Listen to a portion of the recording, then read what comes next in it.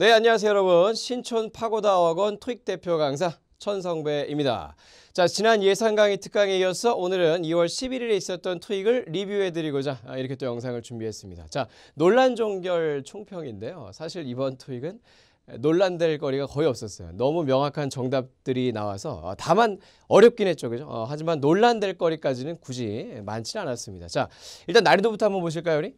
이번 토익은 자, 제가 준비한 이 별점은요, 그 상대적인 난이도라고 봐주시면 돼요. 여러분 아마 많이 공감하시겠지만 이번 2월 11일 토익은 어려웠습니다. 정말 어려웠고요. RC 특히나 많이 어려웠는데 파트를 좀 상대적으로 보여드리고자 이렇게 별점을 설정을 했어요.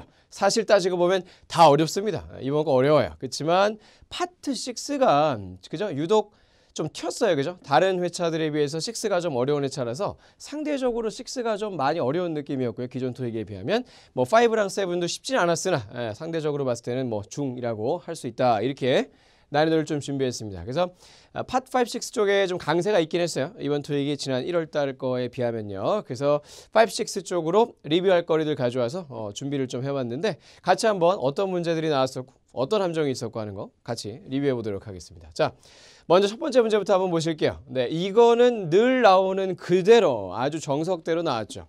자, 보기 구성이 이렇게 되는 문제. 부정대명사나 부정형용사 문제인데요. 지금은 여기 지금 제시가 된 보기 뒤쪽으로, 그러니까 빈칸 뒤쪽이죠. 명사가 제시가 되어 있는 상황이기 때문에 부정형용사나 수량형용사 문제겠다라고 캐치를 좀 해줬어야 되는 거예요. 그러니까 시험장 가기 전에 단복수적인 거 확실하게 외우고 가라 그랬는데 그걸 잘 하고 가셨으면 이건 아주 쉽게 맞췄을 겁니다. 자, 한번 볼게요. it는 뒤에 무조건 딸려 있어야 되는 게 가산 단수가 와야 됩니다. 그 다음에 all은 무조건 자, 두 가지가 있어요. all은요. 가산 복수가 올 수도 있고요. 아니면 불가산이 올 수도 있어서 두 가지의 초이스가 가능하고요. every는 A번과 똑같다고 보시면 돼요. 얘도 무조건적으로 가산 단수가 와야 되고요. D번 whole은 하나의 전체의 개념이 있을 때 이제 취해줄 수 있는 형용사이기 때문에 복수라고 생각하지 마시고 전체의 하나의 개념 명사예요. 그래서 얘 역시도 단수가 딸려온다는 게 포인트가 되겠어요. 그럼 이렇게 지금 뒤쪽에 딸려올 수 있는 명사들을 갖다가 쭉 한번 열거를 해봤는데 우리 뒤쪽에 있는 명사 한번 확인해 보시면 결국에는 복합명사로서 제시가 돼 있었는데 복합명사는 그 진짜 명사가 마지막에 있는 명사이기 때문에 얘를 보시면 복수가산 명사로 취해져 있단 말이죠. 그럼 우리가 이 네 개 중에서는 복수가산 명사를 고르는 것이 맞으니 여기서 정답이 될 만한 것은 5일밖에는 없었던 문제입니다.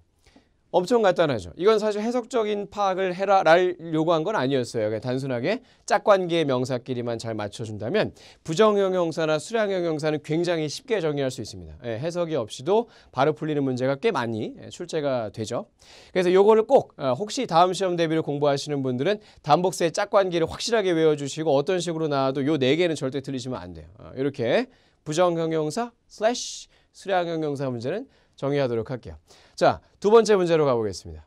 이번 문제는요. 되게 오랜만에 나왔어요. 이거 전치사 문제인데 beside를 사실은 많이 내거든요. 여기서 beside, s 붙은 거. 근데 beside라고 해서 s가 안 붙은 전치사가 또 토익에서 요거는 빈도가 좀 낮은데요. 그래도 왕왕 나오고 있어요. 그게 오랜만에 좀 나왔다는 거죠. 자, beside 하고요. 이건 많이 아시죠? next to 하고 by하고 세 개는 장소 전치사로서 뭐뭐 옆에를 뜻하게 되는데요. 자, 이게 C번이 그 뜻이라는 거 다시 한번 알고 이제 문제를 한번 보도록 할게요. 자, A, B, C, D를 하나씩 정리 한번 해보겠습니다. A번은 이제 뭐뭐 이내라는 범위나 기간 표현이에요.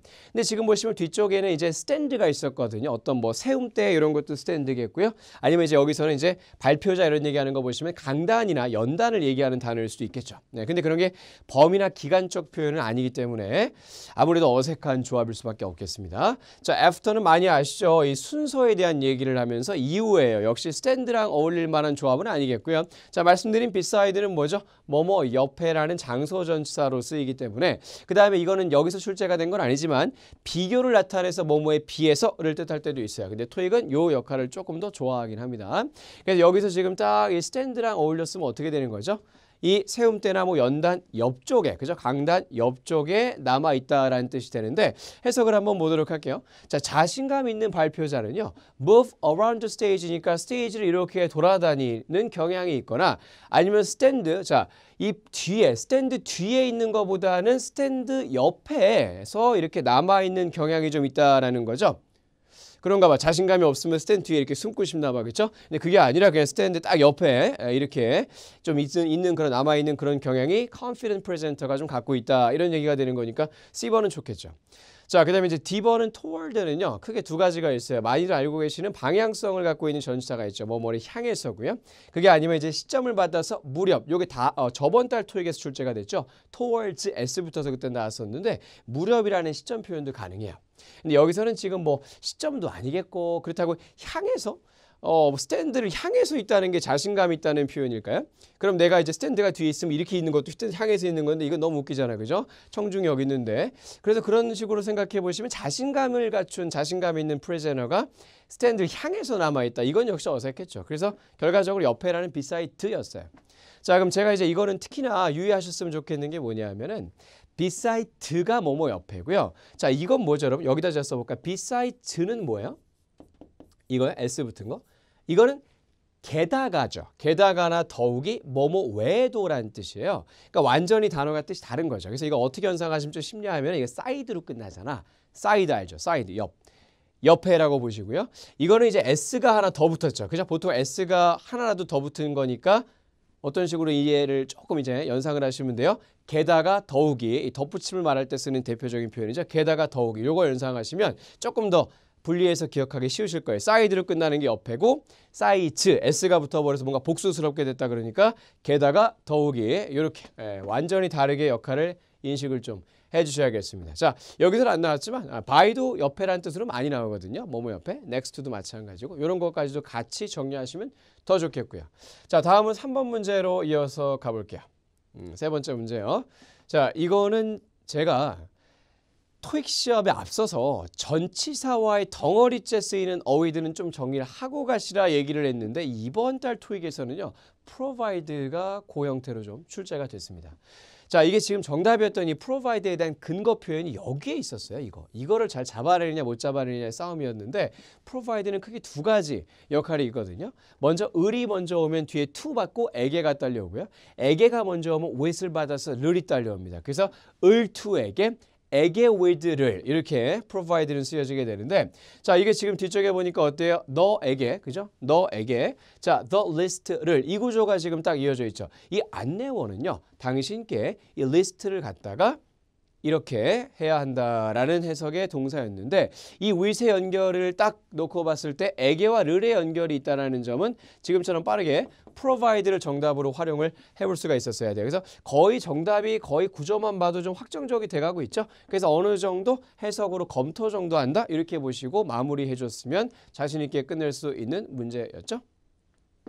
여기서 should는 참고로 해석이 해야 한다 보다는요.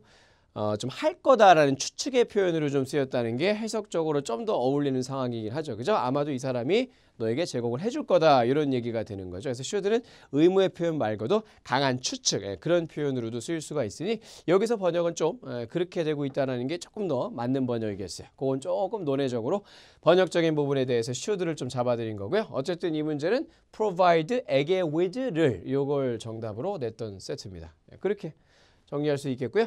자, 다음은 4번 문제로 가볼 텐데요. 자, 이거는 제가 이제 학생들에게도 질문을 참 많이 받아요. 좀 어설프게 알고 있는 사람들은 이게 되게 헷갈리거든요. 자, 이게 make라는 동사를 지금 제시해서 사역동사의 make냐 아니면 오형식의 make냐 이런 걸 좀 헷갈리게 되는 게 토익이거든요. 근데 물론 이번 문제는 그나마 보기가 쉽긴 했어요. 자, 여러분 이 정도면 보기가 쉬운 거예요. 자, 왜 그런지 한번 얘기를 해볼게요. make는요 두 가지 역할이 있어요. 자, 먼저 목적어 지나서 형용사를 받는 오형식일 때 make가 있고요. 아니면 목적어 지나서 동사 원형, 그러니까 원형 부정사라 그러죠. 동사 원형을 받는 사역동사로서의 make가 또 있어요. 근데 이게 이제 어떤 식으로 구별할 수 있냐면 이 목적어의 성질이나 상태를 나타내면 형용사를 뒤에 붙여서 오형식적으로 쓰는 거고요. 이 목적어의 동작을 갖다 나타내게 되면 사역동사의 make다라고 해서 원형 부정사를 뒤에다 붙여주는 거거든요. 자, 제가 준비한 예시 한번 보실게요. 여기 밑쪽에 간단하게 예시 한번 준비해 봤는데 자, 이런 거 한번 보시면 그가 나를 행복하게 만들어줬다라는 이 얘기 여기서는 지금 목적어인 be 지나서 형용사가 왔죠. 이게 바로 뭡니까? 상태나 성질을 나타내게 되면서 이렇게 되면 make는 여기서 오형식 동사로 쓰였다고 보시면 돼요.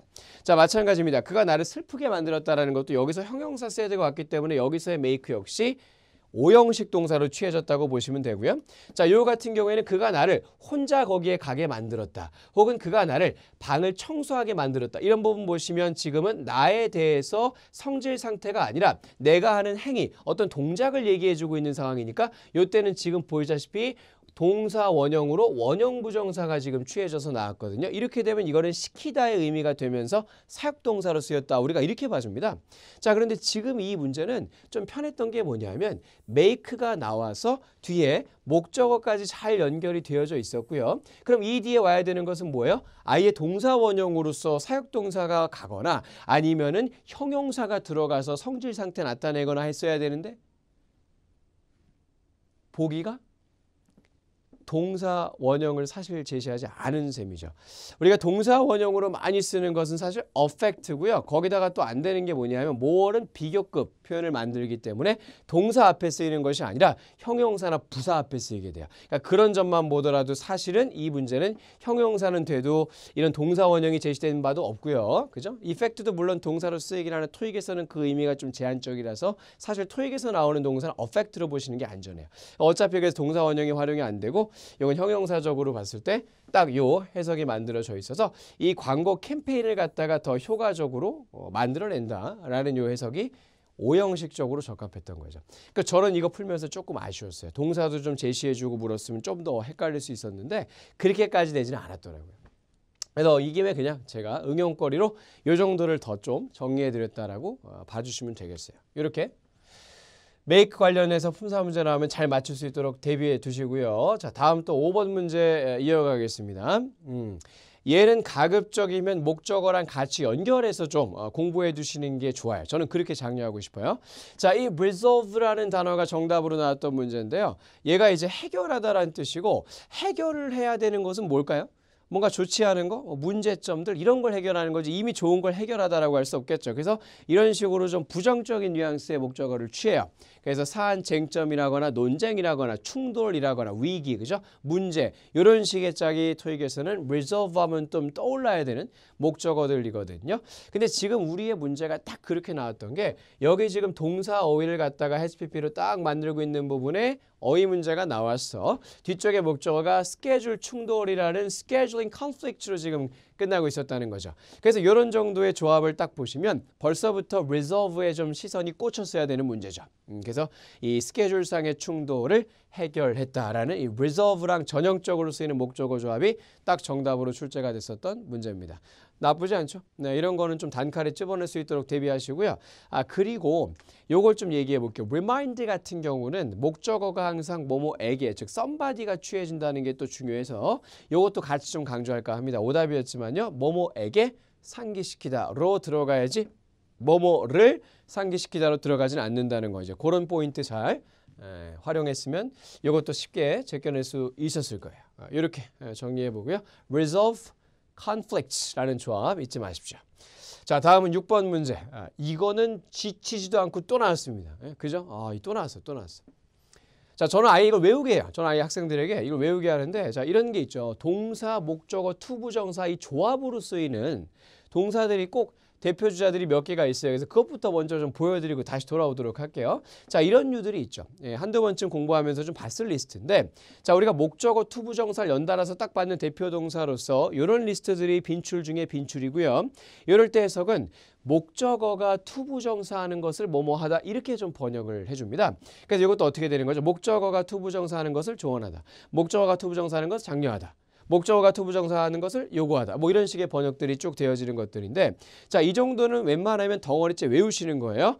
encourage 목적어 투부정사, allow 목적어 투부정사 이런 느낌으로 쫙 한번 외우시는 거죠. 자, 그랬을 때 우리가 돌이켜 보면 이 문제도 그거랑 다르지 않았다는 거죠.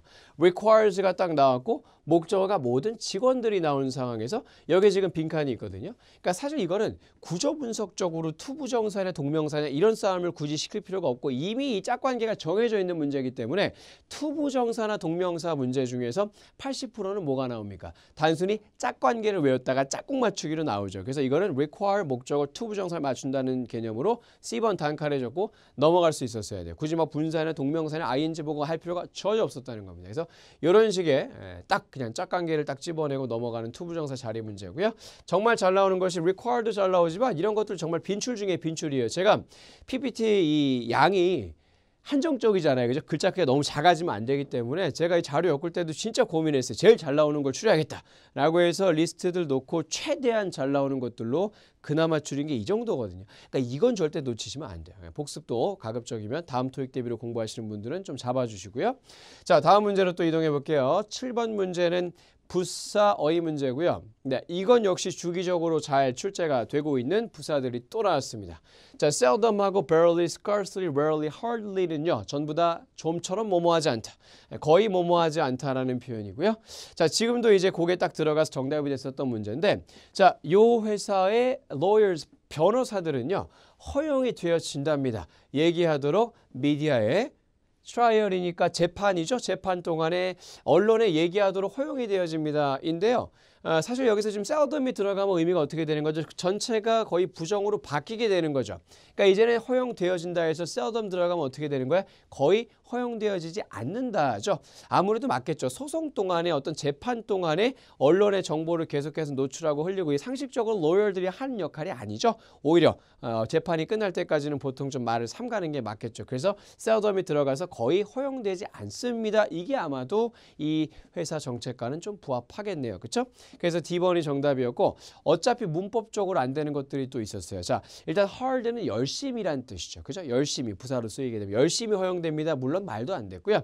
얘는 또 동사를 앞쪽에서 수식하진 않아요. 혹은 동사를 벌리고 중간에 수식하지 않아서 어차피 여기에 hard가 들어가서 BPP 사이에 끼는 것도 불가능했어요. 문법적으로.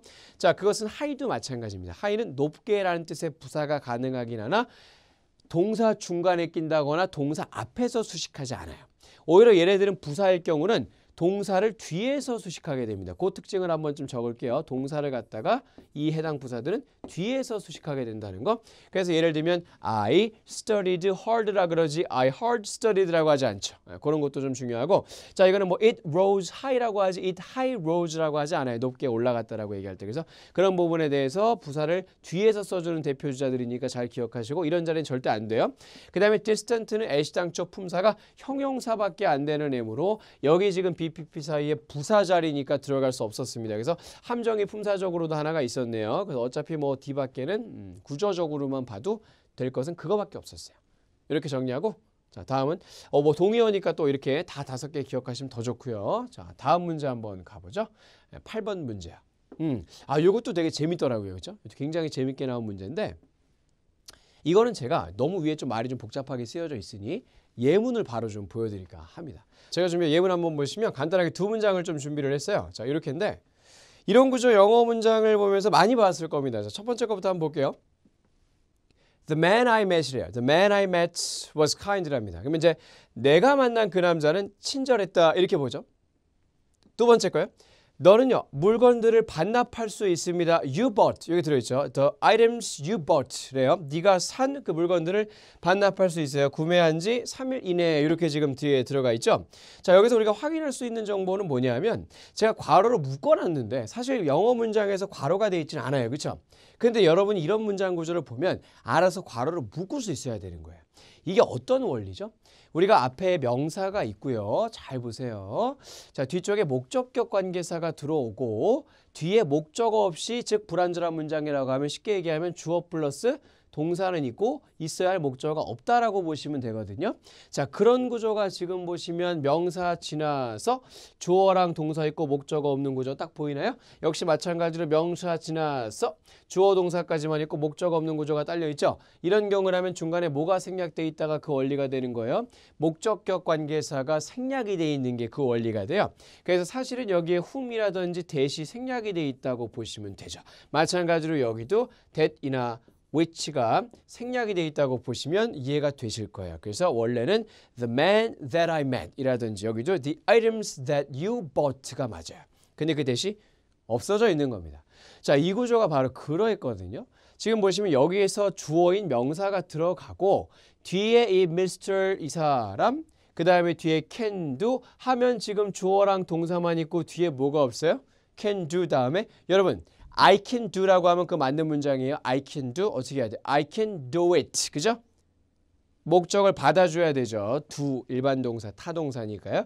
그래서 여기 지금 목적어가 있어야 되는데 자, 이 예산 제한을 갖다가 개선시키기 위해라는 수식만 붙어 있다 뿐이지 막상 do 뒤에 목적어가 지금 있을 게 없는 상황입니다. 그러므로 바로 이 구조가 밑에서 제가 괄호를 묶은 것처럼요. 명사 뒤에 주어랑 동사가 있고 목적어가 없어진 문장 구조가 있다라는 거. 이렇다면 이것은 빠르게 수식으로 묶어서 그냥 관계절, 수식절로 좀 인식을 해주셔야 된다는 거죠. 그래서 지금 여기서부터 여기까지는 전부 다 앞에 선행사를 수식하는 관계절이었던 거고요. 중간에 원리는 뭐라고요? 대시 생략이 돼 있다가 그 원리가 되는 거야.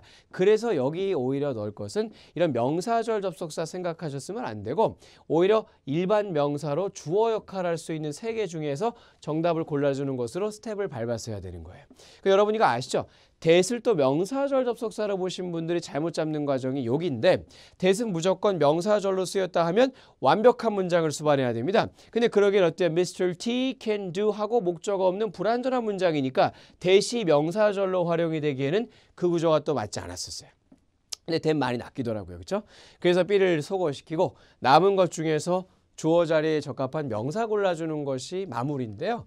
자, 이 사람이 예산 제한을 갖다가 개선시키기 위해서 할 수 있는 것은 무엇이든지 간에 어느 것이든지 간에 환영되어질 거다라는 얘기로 어느 것이든지 간에 C가 정답이었죠. much는 많은 것이고요. 좀 이렇게 많은 느낌의 그죠? 많은 것이고요. some이라는 것은 몇몇 개 그죠? 라는 뜻이기 때문에 지칭될 만한 것이 해석상 적합하고 어울린 그런 대명사들은 아니었어요. 그래서 결국에 정답은 anything이 해석상 A, C, D 중에서는 정답이었던 문제고요. B번은 명사절 접속사로서 완전한 문장 받아야 되는 게 불완전한 구조에 있으니 오답이었던 그런 문제입니다. 근데 이제 베이스는 이런 구조를 좀 이해할 수 있느냐가 좀 들어있었던 거죠. 문제 포인트에. 자, 이렇게 리뷰해보고 또 9번 문제 진행을 해볼게요.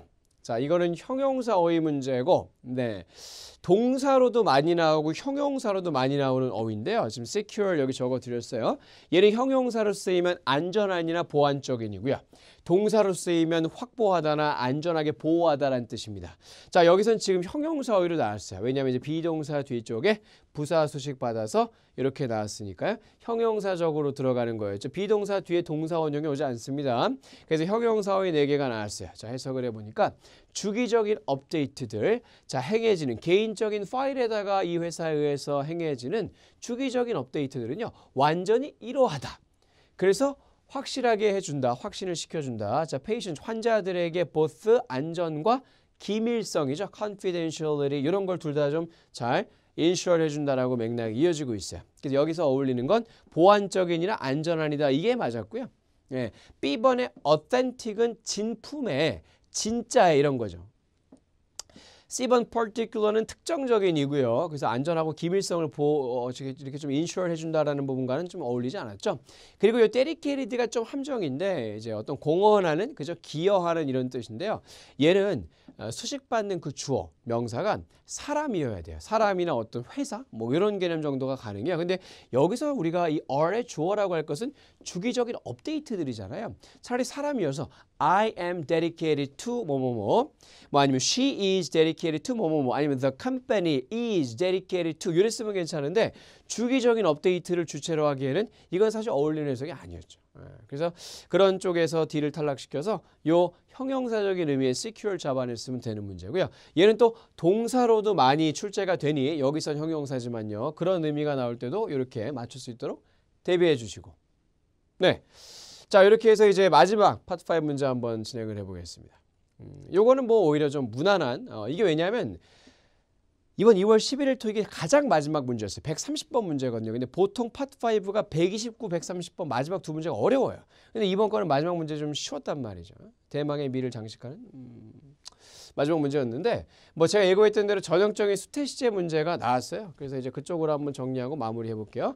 자, 아시죠? 여기 지금 수식이 끝났고 여기 문장의 주어 자리였고요. 수식이 2번 연속 딱 와서 본 동사 자리가 제시가 되어진 상황이었습니다. 동사 자리에 쓰이려면 무조건 수태 시제 법칙을 이용해서 하나씩 소거해 가시는 건데요. 자, 우리가 수일치는 주어가 the listening이라고 단수인 개념에서 다 성립을 하지만 이게 굉장히 그죠? 무난했던 게 태에서 있죠. 얘는 능동태, 얘는 수동태, 얘는 능동태, 얘는 능동태. 이렇게 지금 되어져 있었거든요. 얼마나 좋았냔 말이에요. 자, BPP로 끝나면 수동태고 그렇지 않으면 능동이기 때문에 나머지 능동 얘만 수동인데요. 자, 뒤쪽에 목적어가 제시되지 않은 상태로 지금 여기까지 다 가네요. by부터 해서 명사까지 문장이 끝나 있었기 때문에 수동인 B번 요거를 끝으로 금방 정답이 나오고 마무리가 됐었던 문제죠. 그래서 굳이 뭐 for the past decade라는 시제 단서 없어도 사실상 태에서 좀 끝나 있었던 문제라고 보시면 무난하게 파트 5스러운 동사 문제가 나와 있었던 겁니다. 그러니까 저도 좀 놀랐어요. 130번에서 전 이게 나오면 그죠? 110번 때, 120번 때 정도에 나오고 할 정도의 난이도인데 130번에 이게 나왔더라고. 그래서 이게 마지막 문제인데 왜 이렇게 쉽게 줬지? 무난하게 줬지 했는데 어땠어요? 바로 다음에서부터 이어지는 131번 파트 6가 난리도 아니었죠. 그냥 난이도가 그죠? 그래서 여러분을 좀 미리 좀 어떻게 보면 좀 이렇게 좀 보듬어 주려고 그죠? 좀 쉬운 걸 줬나 봐. 파트 5 마지막 문제로. 자, 6가 좀 어렵다고 했잖아요. 이제 파 6 쪽으로 좀 가볼게요. 제가 가장 어려웠던 두 지문 셀렉트해서 갖고 왔습니다. 자, 먼저 준비한 첫 번째 지문으로 가보실게요. 네, 요거는 이제 letter 편지 글이었고요. 자, 문제랑 함께 좀 보시면서 진행을 해보겠습니다. 자, 일단 보니까 처음에 시작하자마자 문장 삽입이 나왔던 세트가 하나 있었어요. 그렇죠? 자, 내용을 한번 볼게요. 파트 6는 아시죠? 반드시 처음부터까지 맥락을 쭉 형성해 가면서 문제를 푸셔야 되는 거예요. 절대로 읽지 않고 빈칸 근처만 딱 보고 풀 수는 없게끔 되어 있죠. 자, 한번 보실게요. 이 시의회가 기쁘답니다. 소개하게 돼서 도입하게 되어서요. 이런 어떤 이 리사이클링 프로그램을 어떤 재활용 프로그램이네요. 그죠? 리사이클링. 자, 그래서 이제 몇몇 장소들이 좀 있을 겁니다. 이 타운 전체 전역에 걸쳐서요. 거기에서 당신들은요. drop off. 그죠? 두고 갈 수 있다라는 거죠. 오래된 그리고 사용되지 않은 랩탑들, 데스크탑들, 그다음에 다른 전자제품들이요. 뭐 이렇게 해서 지금 이런 걸 둘 수 있는 재활용 그런 프로그램을 이번에 시행을 하겠다 이런 얘기네요. 자, 그다음에 여기 문장 삽입이 딱 뭔가가 나왔고요. 뒤쪽에 있는 문장까지 연결해서 보시면 우리는 그러나 변경할 수도 있다. 이 정책을 이번에 언젠가 나중에 변경할 수도 있다. 이렇게 이어져 있습니다.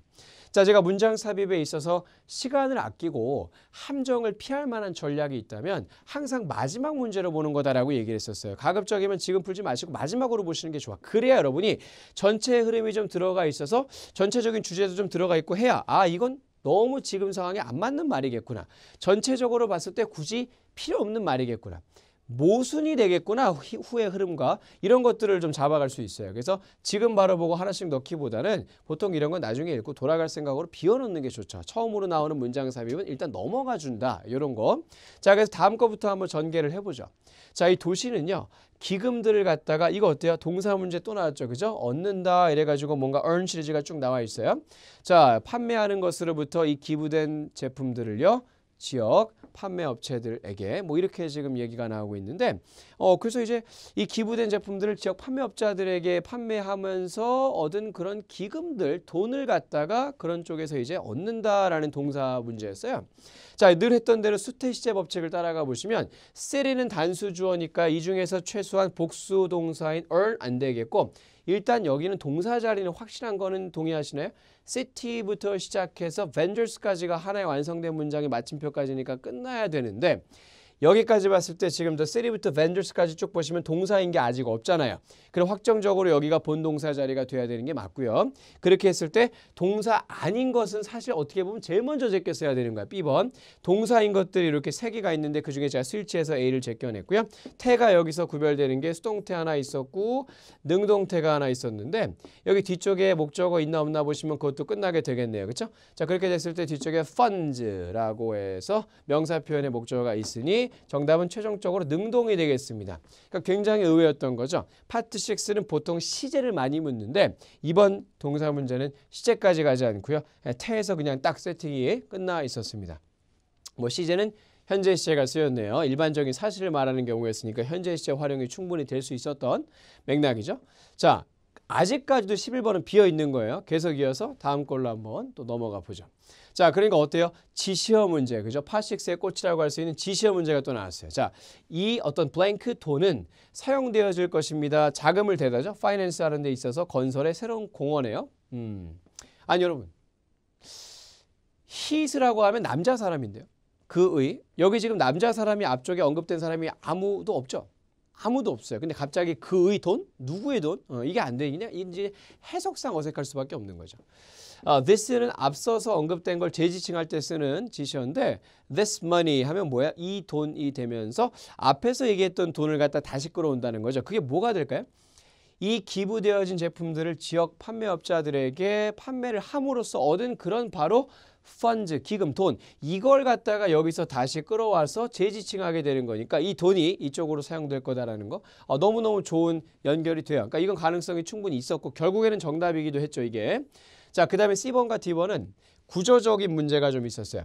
이 C번의 several은 뒤에 무조건 가산 복수를 받아야 되죠. 아까 우리가 부정형 형사나 수량형 형사 했는데 그 점에 있어서 또 맞지가 않아요. 그래서 여기서 보시면 뒤쪽에 fun, 자 여기죠. money라는 것은 불가산 명사이기 때문에 이 점이 어울리지 않았고요. 이치 아까 전에 얘기했던 거 기억하시나요? 얘는 이제 가산 단수만 와야 되니까요. 뒤쪽에 역시나 money. 자, money 아시죠? money가 단수처럼 보이지만 가산은 아니죠. 불가산 명사입니다. 여러분, moneys라는 말 들어본 적 없을 거예요. 그렇죠? 불가산 명사라서 가산 단수 받아야 되는 얘도 적절치는 않아요. 그래서 구조적으로 안 되는 거 두 개가 있었고 뭐 구조적 가능한 거 이제 A, B였는데 그중에 해석은 B가 맞더라. 이렇게 정리하시고요. 자, 14번 쪽으로 향해서 계속 한번 이어서 가볼게요. 어떤 얘기가 이어지나요? 자, 두 개의 재활용 컨테이너들이 이제 이런 쪽에 이제 위치가 될 거다 해서 뭐 박물관, 커뮤니티 센터를 막 쭉쭉쭉쭉 나와준단 말이야. 자, 그 다음에 이제 우리가 이것을 갖다가 이제 할 거랍니다. 하고 있답니다. 어떻게 하기 위해서 프로그램을 거주자들에게, 모든 거주자들에게 거주자들을 위해서 이렇게 할 수 있도록 이것을 저희가 하고 있습니다. 혹은 할 것입니다. 이런 해석이에요. 아니 여러분 이것이라는 게 아무래도 단서가 중요하겠네요. 아니 뭘 지금 하고 있다라는 얘기죠. 당연히 앞선 문장에서 연결되었었던 부분을 묶어서 지금 this로 재지칭하고 있었던 거야. 이 앞선 문장의 얘기는 뭐예요? 이런 다양한 곳들엔 두 개의 재활용 컨테이너들을 놔둘 것이다. 여러 장소들이에요. 그죠? 이런 얘기를 this라고 얘기하는 거죠. 이렇게 여러 장소의 컨테이너들을 놔두는 것. 이걸 이것이라고 this로 칭하고 있었던 상황이야. 그러니까 우리가 지금 이 프로그램을 거주자들을 위해서 공개될 수 있도록 밝혀질 수 있도록 여러 군데에 놓겠다. 감사할 수 있도록 인정받을 수 있도록 그런 게 아니라 거주자들에게 편할 수 있도록이 맞죠. 편해질 수 있도록 편할 수 있도록 여러 군데 이렇게 두 개씩 놓겠다라는 이건 이제 일반적인 어휘 문제였고요. 이렇게 뚫어내셨으면 자 좋았죠. 그죠? 괜찮았죠? 나쁘지 않았죠? 이렇게 하고서 이제 돌아가서 아까 있었던 11번 정도 딱 풀어주시고 마무리 잡았으면 되겠네요. 그죠? 11번 이거 어땠어요? 여기 지금 삽입될 말을 딱 골라주시는 과정에서 당연히 전체적인 맥락이 지금 이젠 들어가 있으니까요. 그런 상황에서 좀 모순되는 말들 찝어낼 수 있겠고 그 다음에 직접적 연결해 보시면 바로 뒤에 however라고 해서 좋은 접속부사 단서가 또 있었습니다. 그것도 활용할 수 있겠죠. 접속부사는 바로 앞뒤 문장의 연결이기 때문에 however라는 역접의 접속부사가 있으면 그걸 당연히 정답 골라줄 때 활용해 먹을 수 있어야 돼요. 자, 그럼 이제 어떻게 되죠? 앞쪽에 보시면 이런 식으로 우리가 이제 보자. 사용하지 않은 오래된 랩탑들, 데스크탑들, 그 다음에 일렉트로닉스를 갖다가 네가 이제 드롭오프 할 수 있는 이런 재활용 프로그램을 시작할 것이다가 있었어요. 그 다음에 뭔가 모르겠는 말이 딱 들어가고요. 그러나 이 정책이 훗날 변경될 수도 있다. 여러분 이 지시어하고 접속부사 연결은 절대 놓치시면 안 돼요. 이 정책 이런 거 보시면 앞에 있는 정책을 다시 끌어와서 얘기하는 거 아니겠어요? 그러니까 이런 식으로 최대한 단서를 종합해서 갈 수 있어야 되는 겁니다. 자, 근데 이거 어때요? A번 같은 경우는 제가 무슨 함정이라고 부르냐면 지나친 일반화 함정이라 그래요. 그러니까 그냥 너무 일반적인 문장 하나 띡 줘서 괜시리 말 좋아 보이게끔 유도하는 건데 이게 무슨 뜻입니까? 이 전자 리사이클링은요. 전자적으로 이렇게 재활용하는 것은요. 우리 타원에서 증가하고 있는 트렌드입니다. 라는 말인데 너무 일반적인 문장이고 지금 이번에 요게 지금 however라는 전개와 이 정책이라는 전개랑은 전혀 맞지 않는 문장 삽입이 되겠죠. 이건 지금 탈락이고요. 자, B번은요. 자, 유의해 주세요. 그러다 더 큰 devices, 그러니까 복사기 같은 더 큰 devices 기기들은요. 받아들여지지 않을 겁니다. 그러니까 뭐야 이런 것들 랩탑 조그만 기기들 전자제품들 있죠. 이런 것들 일단 놔둘 수 있다. 그런데 뭐라는 거죠? 좀 큰 것들 있죠. 복사기 같은 큰 것들은 아직 받아들여지지 않을 것입니다. 우리는 그러나 이 정책, 즉 큰 것들 받지 않는 지금의 정책을 얘기하겠죠. 이 정책들을 훗날 바꿀 수도 있어요. 이렇게 얘기하는 거니까 B는 전개가 참 좋았어요. 근데 C번 어떻죠? 이 시의회가 새로운 쓰레기 수집 시스템을 갖다가 도입을 할 계획을 하고 있다. 전체를 다 읽고 나서 보시면 알겠죠. 이건 어디까지나 전자제품 재활용에 대한 얘기였지 쓰레기를 갖다 처리하는 재활용 얘기 그런 건 좀 아니었어요. 그죠? 전자제품 한정적으로 재활용 프로그램에 대한 얘기였죠. 관계없습니다. D번이요. 자, taking apart는 분리시키다죠. 너의 전자기기들을 분리시키는 것은 재활용 과정을 갖다가 간소화해 주게 될 겁니다. 역시나 일반적인 문장이에요. 전체 놓고 보면 그럴싸해 보이겠지만 여기서의 그러나 이 정책은 변경될 수도 있다라는 건 이게 무슨 정책 얘기가 아니잖아요. 그죠? 이렇게 해주시면 더 간소화될 겁니다라는 얘기 정책 이런 얘기가 아니죠. 그래서 얘도 역시나 정책이라는 연결과 맞지 않았어요. 그래서 전체를 읽고 돌아가서 보시면서 혹시라도 뒤에 문장에 접속부사나 지시어가 있다면 그런 걸 적극 활용하시는 거 이렇게 해서 뚫어줬으면 괜찮습니다. 이렇게 보시면 별로 어렵지 않게 느껴지죠. 그렇죠? 파6 충분히 해석 잡아가면서 단서 활용하시면 괜찮은데 너무 허겁지겁 풀려다 보면 보통 역으로 안 될 때가 많은 게 파6예요. 자, 한 질문 한번 더 가보고요. 마무리해 보도록 합시다. 자, 다음 세트 준비한 것은요. 요거 지금 이제 이메일 지문이고요. 이것도 문제랑 같이 보면서 한번 잡아볼게요. 자, 내용 한번 보겠습니다. 자, 안녕 레이. 내가 즐겼어. 너하고 얘기하는 것을 요때 어떤 Fairmont Entrepreneurs Association's Networking Party네요. 그래서 이제 어떤 이런 연합에 교류하는 그런 파티 거기서 너랑 얘기하는 거 참 즐겼어. 우리가 논의했다시피 나는 너에게 그죠? 재밌었죠 문제가 참 그죠? 나는 너에게 유망한 비즈니스 기회를 갖다가 이렇게 해주고 싶어라는 거죠. 관심을 갖게 하다, 혹은 뭐 주의를 환기시키다 이제 이런 표현 있죠. 또 중요한 것에 대해서 관심을 갖게 하다 이런 표현이 지금 여기서 alert가 출제가 됐는데 자 얘는 가급적이면 뒤에 구조까지 같이 아셔야 되는 게 좋아요. 일단 somebody가 와요. 누구누구에게가 온다는 거죠. 그 다음에 여기서 to를 취해가지고요. 뭐뭐에 대해서가 뒤에 something으로 취해지는 것이 바로 이 alert의 동사적 표현이에요. 그러니까 이게 alert가 너무 제가 보면은 수험자들을 보면 경고하다 이런 좀 warning, 그죠? warn 이런 느낌으로 많이 알고 계시더라고요. 근데 그게 아니라 그냥 주의를 환기시키다, 중요한 것에 대해서 관심 갖게 하다 이런 표현에 alert somebody to something으로 굉장히 토익이 좋아하거든요. 그게 물론 오랜만에 나오긴 했어요. 그렇지만 토익에서는 늘 나왔던 표현이라고요. 그게 지금 여기에 쓰여서 너에게 좀 유망한 사업상의 기회를 좀 관심 갖게 해주고 싶다. 그쪽으로 주의를 좀 내가 돌려주고 싶다라고 해서 이런 유망한 어떤 사업적 기회에 대해서 지금 막 안내를 하고 있었던 글이었거든요. 그래서 B를 정답을 맞춰줬어야 되고 extend는 연장하다, 그죠? 아니면 더 넓게 만들다 이런 뜻이잖아요. 그래서 사람을 목적으로 취하지 않습니다. extend는 절대 사람을 목적으로 취하지 않아요. extend the deadline, 그죠? 마감을 연장하다 뭐 이런 거 있죠. 아니면 extend는 이런 의미가 또 있어. 우리가 보통 베풀다 이렇게 해석을 해가지고 extend gratitude 있죠. 감사함이라든지 아니면 welcome이라든지 환영을 해주다 이렇게 쓰게 되는데 extend하고 뒤에 welcome 붙이면요. 뭐 그런 아니면 환대해주다가 또 있어요. extend hospitality에서 환대해주다 그런 표현도 좀 나오긴 하는데 그래도 어쨌든 사람을 목적으로 받지는 않습니다. 그죠? 그래서 you 이런 것만 보셔도 가능하지 않다를 좀 제껴내시고 제가 이런 전체적인 조합이 아까 provide 얘기할 때도 그죠? provide to 들어가는 경우와 with 들어가는 경우 말씀을 드렸었는데 그런 거 아시면 또 더더욱 확신을 가지고 to 보면서 잘 찾아낼 수 있었을 거예요. 그렇게요. 되게 재밌는 문제였죠. alert가 오랜만에 동사로 이렇게 활용이 됐고 자 16번에 부사어휘 쪽으로 한번 가볼게요. 자 내가 이 사람과 함께 일하곤 했다. 여기 이제 몇 년 전에 이 복수에서요. 그리고 그가 우리의 가장 많이 높게 존경받는 editors 중에 한 명이었다. 자, 이 사람은요. blank 시작을 했다 출판 회사를 그래서 그가 지금 마케팅 업체를 갖다 고용할 필요가 있대요. 자, 그런 얘기예요. 그다음에 이제 이 기업은 지금 이제 3개월째 영업을 하고 있다. 이렇게 얘기를 해서 어때요? 이번에 이 사람이 이제 에디터였던 사람인데 자기 회사를 차렸어. 그래서 3개월째 영업 중에 있고 그러다 보니까 지금 마케팅 업체 구하고 있는 중이다. 이런 얘기가 있어요. 아니 그러면 A는 뭐겠습니까? 원래는 이란 뜻이야. 오리지널에는 쓰임새가 있으면 원래는 뭐였다가 나중에 뭐였다. 원래는 뭐였는데 지금은 뭐다. 이런 식의 구조일 때 쓰이죠. 근데 여기다 대고 원래 시작했다 이렇게 되기에는 전개가 당연히 이상했어요. rapidly 빠르게죠. 그죠? 어떤 사업을 갖다가 퍼블리싱 컴퍼니 어떤 회사를 갖다 차린 건데, 그죠? 시작을 한 건데 그걸 빠르게 시작했다라고 하면 당연히 어색하죠. 이게 시간이 빠르게 느리게 개념을 말할 수 있는 그런 표현은 아니잖아요. 야, still 여전이란 뜻이죠.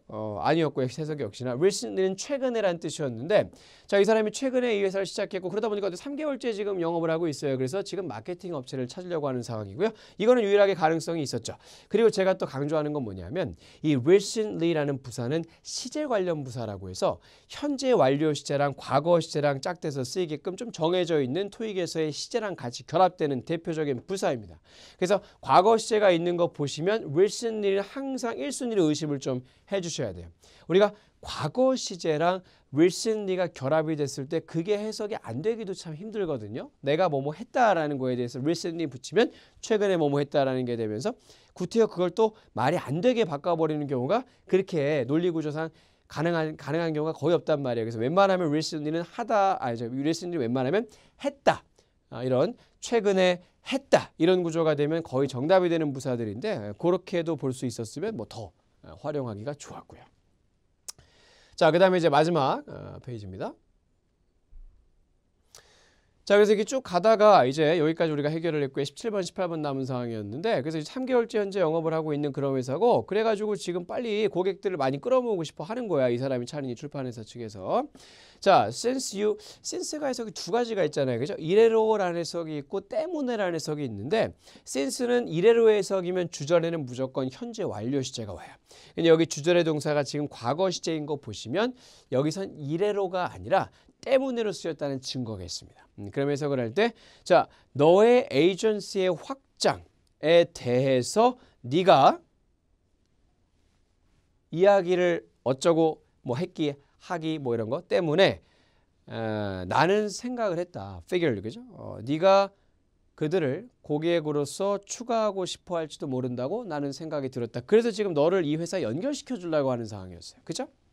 그럼 어떻습니까? 아니 너가 너의 에이전시의 확장에 대해서 그죠? 네 업체의 확장에 대해서 얘기를 하기 때문에 하고 있기 때문에 앞으로 할 거기 때문에겠어요? 근데 내가 지금 뭐래? 생각했다라고 이미 과거에 생각을 해봤다라는 얘기가 있으니까 네가 앞으로 얘기를 할 건데 내가 어떻게 그걸 가정해서 생각했다라고 할 수 있겠어? 네가 얘기를 이전에 한 적이 있으니 내가 생각이 들었다. 너가 그들을 고객으로 아마도 애드하고 싶어 할지 모르겠다는 생각이 들었다. 그래서 내가 지금 너한테 이렇게 연결해 주려고 연락을 하는 거다. 이런 거잖아요. 그래서 아무래도 이 시제상 정답은 talked가 어울렸겠죠. 그래서 요거는 이제 동사의 수태 시제 중에서 시제까지 갔던 문제예요. 그렇죠? 제 말이 맞죠? 수태 시제 문제가 이번 회차에 굉장히 많이 나왔어요. 이제 그 중에 시제까지 간 문제였고요. 뭐 능동태라든지 수일치 쪽으로는 다 들어맞았었죠.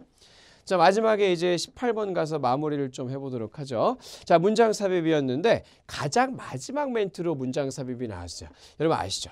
가장 마지막 멘트로 문장 삽입이 나오면 보통은 뭐죠? 맺은 말이죠. 적절한 전체 흐름상 맺은 말을 찝어내는 거, 그게 핵심일 수 있겠고요.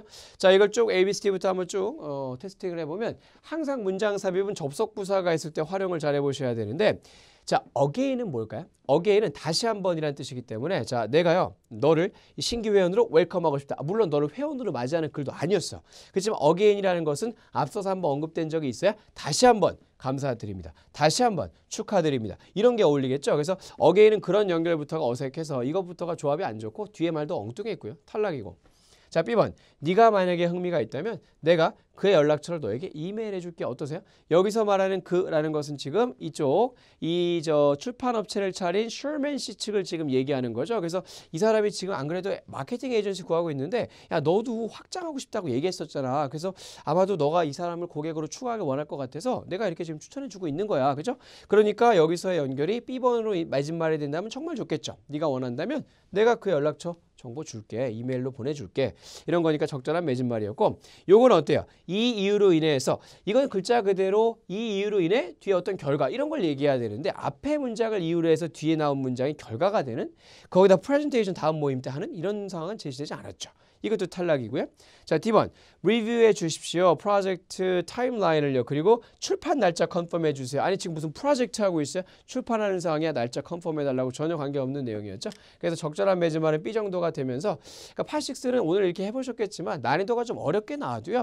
결국 흐름을 타면서 독해를 잘 하시면 굉장히 많은 문제들을 손쉽게 풀어낼 수 있어요. 그 풀이 방식에 문제가 있기 때문에 보통 6가 어렵다고 생각하고 함정 걸리시고 하는데 뭐 이렇게 차근차근 해석하면서 내려왔으면 그닥 어렵지 않을 수 있겠죠. 그렇게 좀 제대로 된 풀이 방식으로 연습을 하시고요. 앞으로 토익 공부하시는 분들은요. 자, 이렇게 해서 저는 오늘 준비한 파트 5, 6 특강 신토익 우리 2월 11일자의 리뷰 영상을 오늘 이렇게 정리해 볼까 합니다.